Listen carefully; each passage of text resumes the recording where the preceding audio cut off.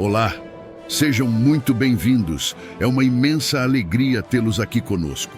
Neste vídeo, daremos continuidade ao que exploramos anteriormente, a história de Jacó e a intenção macabra dos irmãos de José em matá-lo, e aprofundaremos ainda mais na rica e fascinante história da humanidade. Você também se sente atraído por este tema intrigante? Se sua resposta é sim, deixe um comentário com apenas a palavra fé aqui embaixo. Isso me ajudará a saber que você está participando ativamente e comprometido com o nosso conteúdo.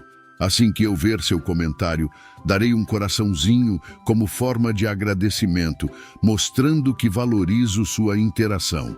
Além disso, se você deseja apoiar o canal e contribuir para que nossa comunidade cresça, não se esqueça de deixar um gostei e se inscrever. Isso leva menos de um segundo, mas faz uma enorme diferença para nós. Seu apoio é essencial para que possamos continuar trazendo conteúdos relevantes e interessantes para você. Seu gostei e inscrição nos motiva a criar ainda mais material de qualidade e a explorar novos temas que despertem seu interesse. Agora que você já comentou, clicou em gostei e se inscreveu, vamos continuar nossa incrível jornada de conhecimento. Estou empolgado para compartilhar mais informações que enriquecerão sua compreensão e estimularão suas reflexões. Vamos lá! Que considerassem, pois, que todas as coisas a ele eram patentes. As ações praticadas nos desertos não passariam mais despercebidas que as cometidas nas cidades, e a própria consciência servir-lhes-ia de algoz. E acrescentou que, se jamais fora permitido matar um irmão, mesmo havendo ofensa da parte dele, e se por outro lado é sempre louvável perdoar aos amigos quando eles erram, por muito maior razão eram eles obrigados a não fazer mal a um irmão, do qual jamais haviam recebido injúria alguma. A simples consideração pela juventude dele deveria levá-los não somente a sentir compaixão, como também a ajudá-lo e protegê-lo. A causa que os instigava contra ele tornava-os ainda mais culpados, pois em vez de invejar a felicidade que lhe tocaria e as vantagens com que Deus se comprazia em enriquecê-lo, eles deveriam regozijar-se e considerá-las como suas também, pois, sendo-lhe tão próximos, de tudo poderiam participar.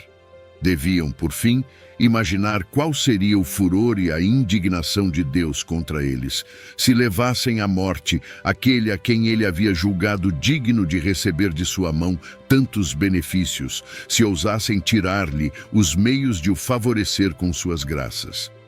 Vendo Rúben que os irmãos, em vez de se comoverem com essas palavras, cada vez mais se obstinavam em sua funesta resolução, propôs escolherem um meio mais suave de a executar, a fim de tornar a sua falta de algum modo menos criminosa.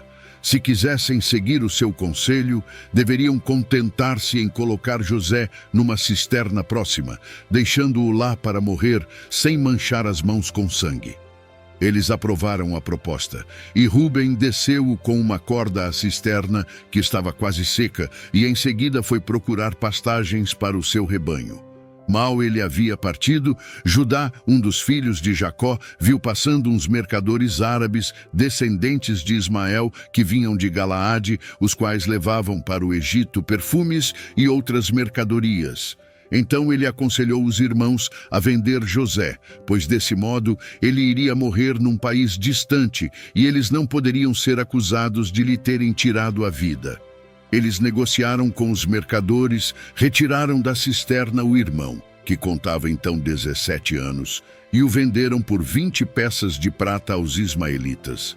Quando retornou à noite, Rúben, que pretendia salvar José, foi secretamente à cisterna e chamou-o diversas vezes. Vendo que ele não respondia, imaginou que os irmãos o houvessem matado e censurou-os severamente. Eles então foram obrigados a contar-lhe o que haviam feito, e o seu pesar foi desse modo um tanto mitigado. Os irmãos discutiram em seguida o que fazer para evitar ao pai a suspeita de um crime. Acharam que a melhor maneira era tomar as vestes que haviam tirado de José antes de pô-lo na cisterna, rasgá-las e molhá-las no sangue de um cabrito, levando-as assim manchadas ao pai, a fim de fazê-lo acreditar que um animal feroz o havia devorado. Foram então apressadamente para casa. O pai já estava desconfiado de que alguma desgraça acontecera a José. Os filhos disseram-lhe que não o tinham visto, mas haviam encontrado as suas vestes manchadas de sangue e rasgadas, as que de fato ele usava quando saíra de casa, e assim tinham todos os motivos para crer que ele fora devorado por um animal feroz. Jacó, que não havia pensado em tão dura perda, mas julgara apenas que o filho fora aprisionado e levado como escravo, quando viu as vestes, não duvidou mais de sua morte, pois as reconheceu como sendo as que ele usava ao sair de casa para ir ter com os irmãos. Foi então tomado de grande dor, tão intensa, que mesmo por um filho único não se teria chorado tanto. Cobriu-se de saco e não ouviu as palavras de consolação que os outros filhos lhe dirigiam. Gênesis 39. Quando os mercadores ismaelitas que haviam comprado José chegaram ao Egito, venderam-no a Potifar, mordomo do palácio do rei Faraó, que não o tratou como escravo, mas o fez educar com cuidado, como uma pessoa livre, e deu-lhe a direção de sua casa. José cumpria o seu dever com a inteira satisfação de seu senhor. A mudança de condição não afetou absolutamente a sua virtude, e ele mostrou que um homem, quando é verdadeiramente sensato, ajuizado, procede com igual prudência na prosperidade e na adversidade. A mulher de Potifar ficou tão impressionada com o espírito e a beleza de José que se enamorou dele perdidamente. E como o julgava pela condição a que a sorte o havia reduzido, imaginando que na situação de escravo ele se julgaria feliz por ser amado pela sua senhora, não teve dificuldade em decidir manifestar-lhe a sua paixão. José, porém, considerando um grande crime fazer tal afronta a um senhor ao qual era devedor de tantos favores, rogou-lhe que não exigisse dele uma coisa que não podia conceder sem passar como o homem mais ingrato do mundo, embora em todas as outras ocasiões soubesse o quanto era devedor a ela. A recusa só fez aumentar a paixão da mulher. Ela imaginava ainda que José não seria para sempre inflexível e resolveu tentar outro meio. Escolheu para isso o dia de uma grande festa, a qual as mulheres costumavam comparecer, e fingiu estar doente, a fim de ter um pretexto para não sair e tomar assim ocasião para solicitar José. Dessa maneira, encontrando-se em plena liberdade de falar-lhe e de insistir, disse-lhe: vós teríeis feito muito melhor, atendendo logo às minhas súplicas, concedendo-me o que vos peço, a minha qualidade e a violência do meu amor, que me obriga, embora eu seja vossa senhora, a rebaixar-me até o ponto de vos rogar. Se fordes sensato, reparai a falta que cometestes. Não vos resta mais desculpa alguma, pois se esperáveis que eu vos procurasse uma segunda vez, faço-o agora, e com maior afeto ainda. Fingi estar doente e preferi o desejo de ver vocês ao prazer de assistir a uma grande festa. Se tivesseis alguma suspeita de que o que eu vos digo é uma cilada para vos experimentar, a minha perseverança não permitirá mais dúvidas de que a minha paixão é verdadeira. Escolhei, pois, agora ou o favor que vos ofereço, correspondendo ao meu amor e esperando de mim, para o futuro, favores ainda maiores, ou os efeitos de minha ira e de minha vingança. Se preferires a honra que vos concedo, uma vã opinião de castidade. Se isso acontecer, não imagineis que alguma coisa haverá capaz de salvar-vos, pois vos acusarei perante o meu marido de terdes querido atentar contra a minha honra. E por mais que possais dizer e provar o contrário, ele prestará sempre mais fé às minhas palavras que às vossas justificativas. Após haver falado dessa maneira, juntou as lágrimas aos rogos, mas nem as solicitações nem as ameaças conseguiram provocar José de faltar ao seu dever. ele preferiu expor-se a tudo do que se deixar levar por um prazer criminoso. Julgou que não haveria castigo, que ele não merecesse se cometesse tal falta, e apenas para agradar uma mulher. Então fez-lhe ver que ele também era devedor ao marido dela, acrescentando que os prazeres legítimos no casamento eram preferíveis aos produzidos por uma paixão desregrada, que estes últimos apenas se passavam, causando um arrependimento inútil, e que viveriam no contínuo temor de serem descobertos, mas nada havia a temer da fidelidade conjugal e do andar com confiança na presença de Deus e dos homens.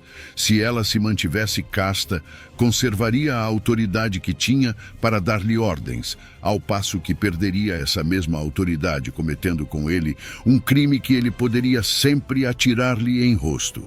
Enfim, a tranquilidade de uma consciência que de nada se sente culpada era infinitamente preferível à inquietação daqueles que precisam esconder pecados vergonhosos. Essas palavras e outras semelhantes que José proferiu, procurando convencê-la a moderar a sua paixão e a compreender o próprio dever, só a fizeram inflamar-se ainda mais, e ela tentou obrigá-lo a conceder-lhe o que não podia, sem um crime, pretender dele. Não podendo então tolerar por mais tempo tão grande vexame, ele escapou, deixando, porém, o manto nas mãos dela. Ofendida com a repulsa de José e temendo que ele a denunciasse ao marido, resolveu se antecipar a ele e vingar-se. Assim, irritada por não ter podido satisfazer a sua paixão brutal, quando o marido regressou e, surpreso, perguntou-lhe a causa de vê-la naquele estado, ela respondeu: "Não mereceis viver, se não castigardes como merece esse pérfido e detestável servidor, que, esquecendo-se da miséria a que estava reduzido quando o comprastes e da excessiva bondade com que o tratais, em vez de mostrar gratidão, teve a ousadia de atentar contra a minha honra e de assim querer fazer-vos a maior afronta que jamais poderíeis receber. Escolheu para executar o seu intento este dia de festa e a vossa ausência. E dizei, depois disto, que a única causa desse pudor e dessa moderação que ele afeta não é o temor que tem de vós. A honra que lhe concedestes, sem que ele a merecesse e que não teria ousado esperar, levou-o a essa horrível insolência. Ele julgou que, por lhe teres confiado todos os vossos bens e dado toda a autoridade sobre os demais servidores, ainda que mais velhos que ele, lhe era permitido levar os seus desejos pessoais até vossa esposa. Depois de lhe ter falado dessa maneira e acrescentando lágrimas às palavras, mostrou-lhe o manto de José, afirmando que lhe havia ficado nas mãos enquanto resistia. Potifar, convencido por aquelas palavras e pelas lágrimas, e dando mais valor do que devia ao amor que tinha por ela, não pôde deixar de acreditar no que acabava de ouvir e ver. Assim, louvou-lhe muito a sabedoria e, sem indagar da verdade, não duvidou de que José fosse realmente culpado e mandou-o colocar na prisão. Experimentava uma alegria secreta pela virtude da esposa, da qual julgava não poder duvidar depois da prova tão convincente que ela lhe havia mostrado. Enquanto o egípcio se deixava enganar dessa maneira, José, em tão amarga e injusta vicissitude, colocou nas mãos de Deus a justificação de sua inocência. Ele não quis se defender nem dizer de que modo as coisas se haviam passado, mas, suportando com paciência a prisão e a humilhação, confiava em Deus, ao qual tudo é manifesto, que conhecia a causa de sua infelicidade e que era tão poderoso quanto os que o faziam sofrer eram injustos. Ele experimentou logo os efeitos da divina providência, pois o carcereiro, considerando a diligência e fidelidade com que ele fazia tudo o que lhe era mandado e tocado pela majestade estampada em seu rosto, tirou-lhe as cadeias, tratou-o melhor que aos outros e tornou-lhe a prisão mais tolerável. Gênesis 40. Como nas horas em que se permite aos prisioneiros tomar um pouco de descanso, eles costumam conversar sobre a sua infelicidade, José fez amizade com um mordomo do rei, ao qual o príncipe muito havia estimado, mas o colocara na prisão por causa de um descontentamento que tivera com ele. Esse homem, percebendo a virtude de José, contou-lhe um sonho que tivera e rogou-lhe que o explicasse, pois se sentia muito infeliz, não somente por ter perdido as boas graças de seu senhor, mas também por estar sendo perturbado com sonhos que ele julgava só poderiam vir do céu. Parecia-me, disse ele, que eu via 3 cepos de videira, carregados com grande quantidade de uvas, e estando maduros os cachos, eu os espremia para tirar-lhes o caldo numa taça que o rei tinha na mão e que eu apresentava à sua majestade, que o achava delicioso.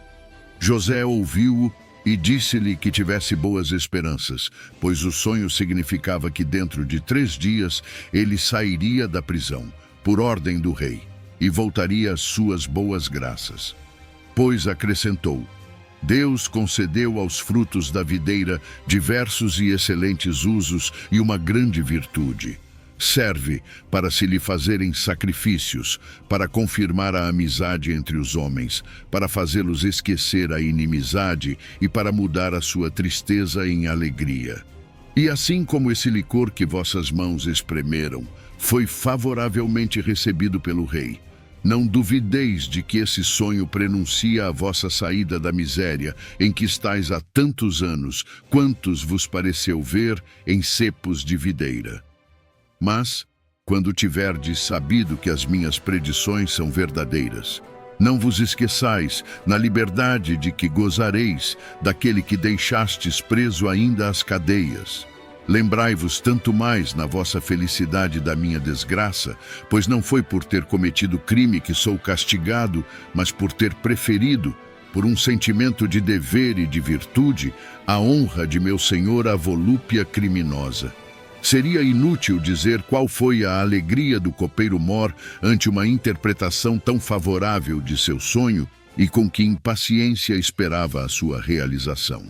Aconteceu, porém, em seguida, outra coisa de todo contrária.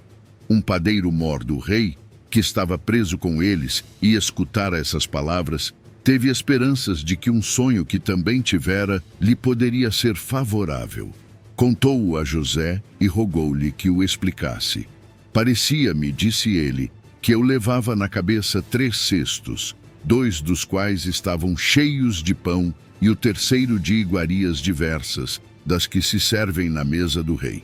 E alguns passarinhos as levavam sem que eu pudesse evitá-lo. José, depois de escutá-lo atentamente, declarou que teria muito desejado dar-lhe uma explicação favorável, mas era obrigado a dizer que os 2 primeiros cestos significavam que só lhe restavam 2 dias de vida, e o terceiro que ele seria enforcado e comido pelos pássaros. Tudo o que José havia predito aconteceu. E você, que seguiu nosso conteúdo até aqui, minhas mais sinceras felicitações. Sua dedicação e compromisso são verdadeiramente admiráveis. Não se esqueça de ativar o sininho de notificações. Assim, você sempre estará atualizado sobre as novidades e conteúdo que preparamos especialmente para você. E não perca a continuação no próximo episódio de Fios da Criação. Agradeço imensamente pela sua presença e interação.